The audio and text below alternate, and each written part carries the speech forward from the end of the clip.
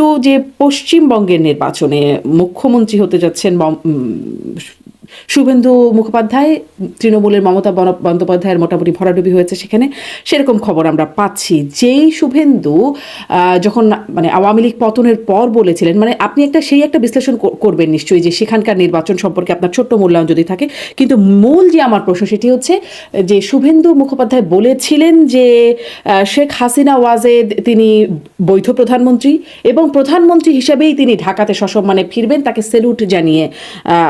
Salute জানিয়ে গ্রহণ করতে হবে, এরকম একটা কথা তিনি বলেছিলেন।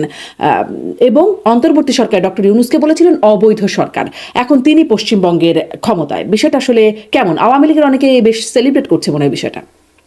পশ্চিমবঙ্গের নির্বাচনে গত 15 বছরের টানা শাসনের পর মমতা বন্দ্যোপাধ্যায় এবং তার দল তৃণমূল কংগ্রেসের পতন ঘটেছে, মানে সূর্যাস্ত বলতে পারেন। এই যে পরাজয় তৃণমূল কংগ্রেসের, এই পরাজয়টা নিয়ে নানা ধরনের সমীকরণ আমরা দেখতে পাচ্ছি। কেন পরাজয় হলো, এই পরাজয়ের পেছনে ভারতের কি রাজনীতি কাজ করছে, ভারতের সংখ্যালঘুদের অবস্থা এখন কেমন হবে, এগুলো নিয়ে নানা আলোচনা তো আছে। সেসব আলোচনা আমাদের জন্য অতটা হয়তো জরুরি না, কারণ আমরা তো আর ভিন্ন একটা দেশের লোক, যদিও আমরা তাদের নিকটতম প্রতিবেশী।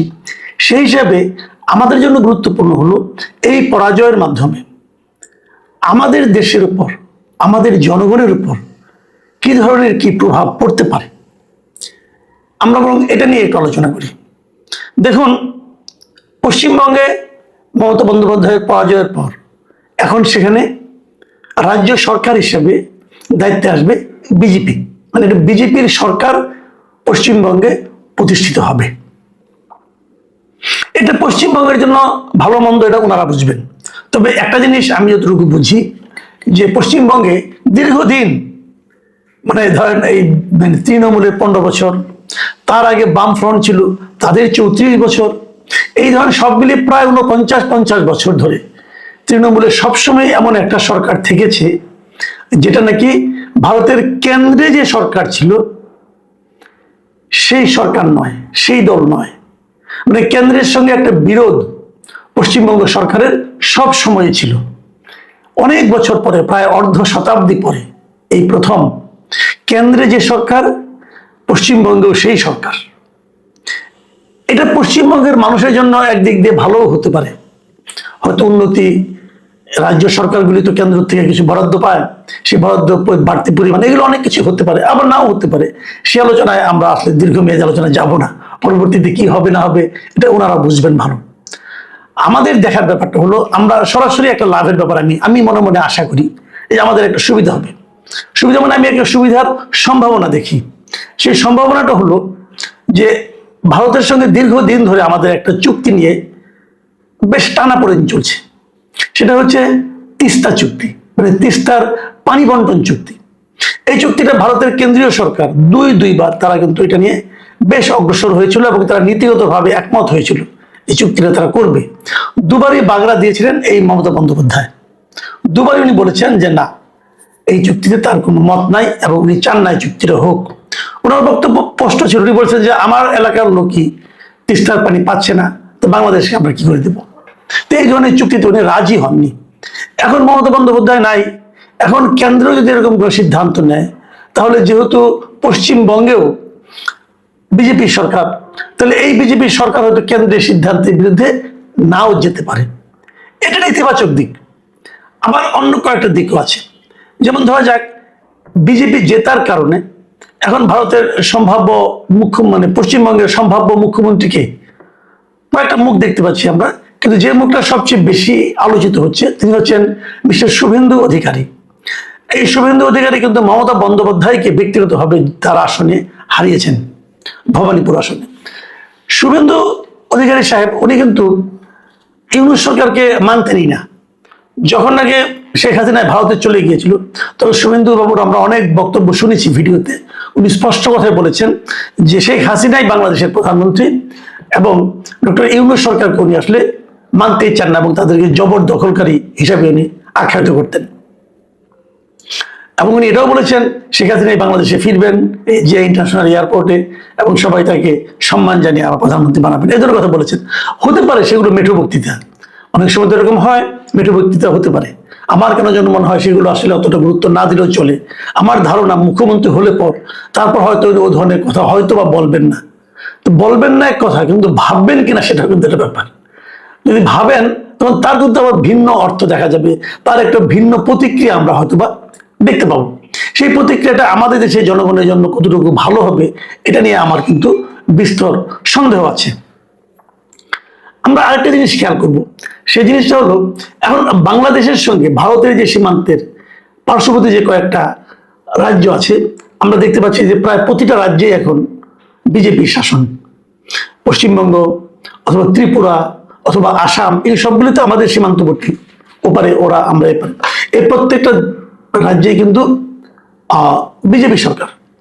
এবং এদের অ্যাটিচিউড, বিজেপি অ্যাটিচিউড, সেটা কিন্তু এটা তো মানতেই হবে। বিজেপি একটা ধর্মভিত্তিক মানে সরকার, মানে পার্টি, এবং তারা এক ধরনের কমিউনাল পলিটিক্স করে করে কিন্তু তারা এই পর্যায়ে এসেছে। হিন্দুত্ববাদী রাজনীতি তারা করে, এবং মুসলমানদের তারা একজন শত্রুই মনে করে। আমি তো পরশুদিন দেখলাম যে শুভেন্দু অধিকারী বলেছেন যে মুসলমানরা তাকে ভোট দেননি। এখন যদি মুসলমানরা তাদেরকে ভোট দেননি বলে সম্ভাব্য প্রধান মুখ্যমন্ত্রী মনে করেন, এটা তো মুসলমানদের জন্য কোনো সুখবর নয়। এবং আমরা দেখেছি অনেক মুসলমানকে তারা কিন্তু আমাদের এখানে পুশ ইন করিয়ে দেয়। ওরা বলে পুশ ব্যাক, আমরা বলি পুশ ইন, আমাদের এখানে ঢুকিয়ে দিচ্ছি। এবং তারা বলছে এই লোকগুলি নাকি ওখানে গিয়েছে, তো তাদেরকে পাঠিয়ে দিতে হবে। এবং এইগুলো নিয়ে সম্প্রতি এই এপ্রিল মাসের সেকেন্ড উইকে ইন্ডিয়ার এপিবি যে নিউজ মাধ্যমটা আছে, সংবাদ মাধ্যমটা আছে, ওদের হিন্দি একটা চ্যানেল আছে, সেই চ্যানেলে একটা ইন্টারভিউ দিয়েছিলেন আসামের মুখ্যমন্ত্রী হিমন্ত বিশ্ব শর্মা। এবং সেখানে হিমন্ত বিশ্ব শর্মা কি বলেছেন, উনি বলেছেন যে উনি চান না ভারত বাংলাদেশের মধ্যে কোনো সুসম্পর্ক হোক। ভাবুন, উনি কিন্তু আসামের মুখ্যমন্ত্রী, কিন্তু মুখ্যমন্ত্রী বলতেছেন যে উনি চান না ভারতের সঙ্গে বাংলাদেশের কোনো সুসম্পর্ক হোক। মানে ওনার বক্তব্যটা এমন যে ইউনূস আমলে যেরকম সম্পর্কের অবনতি হয়েছিল, উনি চান সেটাই যেন টিকে থাকে। এখন এটা শুনতে একটু কেমন বিষাদ দৃশ্য লাগছে না? ভারত সরকার কি চায়, আমরা কি দেখেছি যে ইউনূস সরকার থাকাকালীন ইউনূস সরকারের সঙ্গে ভারত সরকারের সম্পর্ক খুবই খারাপ ছিল, এতে কোনো সন্দেহ নাই। ওই সময়ে আমাদের এখান থেকে মনে করেন আপনার ভিসা তারা একদম প্রায় বন্ধই করে দিয়েছিল, বিশেষ করে ট্যুরিস্ট ভিসা। আমাদের দেশ থেকে যত লোক ট্যুরিজমের জন্য দেশের বাইরে যায়, তার আমার তো মনে হয় যে 80% 90% লোক ভারতেই যায়। তো সেটা কিন্তু ভারত বন্ধ করে দিয়েছিল, গত 1.5 বছর ধরে বন্ধই ছিল, এখনো বন্ধ আছে। তো এতে ভারতের কিছু ক্ষতি তো হয়নি অর্থনৈতিক, তা তো না, ভারতের অনেক অর্থনৈতিকভাবে ক্ষতি হয়েছে। কিন্তু তারপরেও ভারত সেই ক্ষতিটাকে মেনে নিয়েও তারা কিন্তু তাদের নীতিতে অটল ছিল, এবং তারা ইউনূস সরকারের সঙ্গে সুসম্পর্ক করার কোনো আগ্রহ একবারের জন্য দেখায়নি। ইউনূস সরকারও নানা রকম ভূমিকা ছিল, তাদেরও ভারতের সঙ্গে এক ধরনের বৈরী সম্পর্ক তৈরির একটা চেষ্টা আমরা লক্ষ্য করেছি। বর্তমান বিএনপি সরকার দায়িত্বে আসার পর আপনারা লক্ষ্য করেছেন যে বিএনপির যিনি পররাষ্ট্রমন্ত্রী, তিনি প্রথম যে দেশে মানে আপনার অফিসিয়াল ভিজিটে গিয়েছেন সেটা কিন্তু ভারত। উনি ভারতে গিয়েছেন, ভারতের সঙ্গে উনি মিটিং করেছেন, ভারতের পররাষ্ট্রমন্ত্রীর সঙ্গে মিটিং করেছেন, এবং ওখানে আরো অনেকের সঙ্গে মিটিং করেছেন। এটা কিন্তু ভারত বাংলাদেশ সম্পর্কের উন্নতির একটা, আমি মনে করি, একটা নমুনা হতে পারে। আবার আপনারা আরেকটা জিনিস হয়তো জানেন যে ভারত বাংলাদেশে যে হাই কমিশনার পাঠান, আগের হাই কমিশনার তিনি চলে যাচ্ছেন, নতুন হাই কমিশনার হিসাবে এর মধ্যে আমরা দেখেছি এই যে দীনেশ ত্রিবেদীর নাম নেওয়া হয়েছে। এই দীনেশ ত্রিবেদীকে বাংলাদেশে কখনো ভারত যত হাই কমিশনার পাঠিয়েছেন সবাই ছিল পেশাদার কূটনীতিক। এই প্রথমবারের মতো একজন রাজনীতিবিদকে তারা পাঠাচ্ছে। দীনেশ ত্রিবেদী হলো বিজেপির একজন নেতা এবং প্রাক্তন কেন্দ্রীয় মন্ত্রী। এখন এই প্রথম একজন পলিটিশিয়ানকে বাংলাদেশে হাই কমিশনার করে ভারত পাঠাচ্ছে কেন? তার মানে ভারতের সঙ্গে বাংলাদেশের সম্পর্কটা রাজনৈতিকভাবে কিভাবে আরো উন্নয়ন করা যায়, হয়তো সেই চেষ্টায় ভারত করছে। এটা কিন্তু খুবই একটা ইঙ্গিতপূর্ণ বিষয় বলে আমি মনে করি। ঠিক এই সময়ে যে আসামের মুখ্যমন্ত্রী হিমন্ত বিশ্ব শর্মা, তার এই বক্তব্যগুলো আমার কাছে না ঠিক বিষাদ দৃশ্য মনে হয়েছে, যে কেন ওইগুলি উনি মানে করছেন। এখানে বিশ্ব শর্মা বলেছেন, আমি ওনার কথাগুলো আপনি একটু পড়ে শোনাই। উনি কি করেছেন, কি বলেছেন। উনি বলেছেন যে আমাদের ভালো লাগে যখন ভারত বাংলাদেশের সম্পর্ক ভালো থাকে না, কারণ যখন সম্পর্ক ভালো হয়ে যায় তখন ভারত সরকারও চায় না পুশব্যাক করতে। তাই আসামের মানুষের ভালো লাগে যখন ভারত আর বাংলাদেশের মধ্যে একটা বৈরী সম্পর্ক থাকে। ভারত ও বাংলাদেশের যখন মৈত্রী হয়ে যায়, বিএসএফ আর বিডিআর যখন করমর্দন করতে শুরু করে, তখন তা আসামের জন্য বিপজ্জনক হয়ে যায়। এবং উনি কিভাবে এদেরকে বাংলাদেশে পাঠানো হয় তারও একটা নমুনা উনি দিয়েছেন। যে উনি ওনার কথা থেকে আমি পড়ে শোনাই। উনি বলেছেন বিএসএফ কি করে, কখনো 20, 30 বা 40 দিন, কখনো 10 দিন মতো নিজেদের কাছে রেখে দেয়, মানে ওই যাদেরকে পুশব্যাক করবে আর কি, রেখে দেয়। যখন বিডিআর থাকে না সেখান দিয়ে ধাক্কা মেরে পাঠিয়ে দেয়। মানে উনি নিজেই বলছেন যে কিভাবে আমাদের এখানে তারা পুশিন করিয়ে দিচ্ছে। এখন উনি বলছেন যে আমি তো সকালে সব সময় ঈশ্বরের কাছে প্রার্থনা করি যে পরিস্থিতি ইউনূসের সময় ছিল সেটাই যেন থাকে, সম্পর্কের উন্নতি যেন না হয়। এবং এই ধরনের কথা যখন উনি বলছিলেন, তখন ওই এপিবির যিনি সাংবাদিক ছিলেন তিনি তাকে প্রশ্ন করেছেন যে এই যে কথাগুলো আপনি বলছেন এটা তো ভারত বিরোধী কথা হয়ে যাচ্ছে। তখন উনি কি বলেছেন সেই জবাব প্রশ্ন, উনি বলেছেন যে আপনি প্রশ্ন করেছেন, আমি বলেছি আমার মনের কথা। আমি তো সকালে সবসময় ঈশ্বরের কাছে প্রার্থনা করি যে পরিস্থিতি ইউরোপের সময় ছিল সেটাই যেন থাকে, সম্পর্কে যেন উন্নতি না হয়। এবং তারপর উনি বলছেন কেন এটা বলছেন, উনি বলছেন যদি আইনি পথে আমরা ফেরত পাঠাতে চাই তাহলে পুরো বিষয়টা স্বরাষ্ট্র মন্ত্রণালয়কে জানাতে হবে, তারা বাংলাদেশে পাঠাবে সেসব, এরপরে বাংলাদেশের উপর নির্ভর করবে কাকে মেনে নেবে কাকে মানবে না। অতএব উনি কোনো প্রমাণের জন্য যাবেন না, অত আলোচনার মধ্যে নাই, ধাক্কা মারে বাংলাদেশের মধ্যে ঢুকিয়ে দিবেন। এই যে হিমন্ত বিশ্ব শর্মা ওনার যে এই বক্তব্য, উনি কিন্তু সাধারণ কোনো মানুষ না, উনি আসামের মুখ্যমন্ত্রী। উনি যে মানসিকতাটা পোষণ করছেন বিজেপির লোক, উনি যদি এই মানসিকতা আমরা পশ্চিমবঙ্গের যিনি মুখ্যমন্ত্রী হবেন যে তার মধ্যেও সংক্রমিত হয়, তাহলে কিন্তু সেটা আমাদের জন্য একটু, আমি মনে করি যেন একটু বিপজ্জনকও হতে পারে।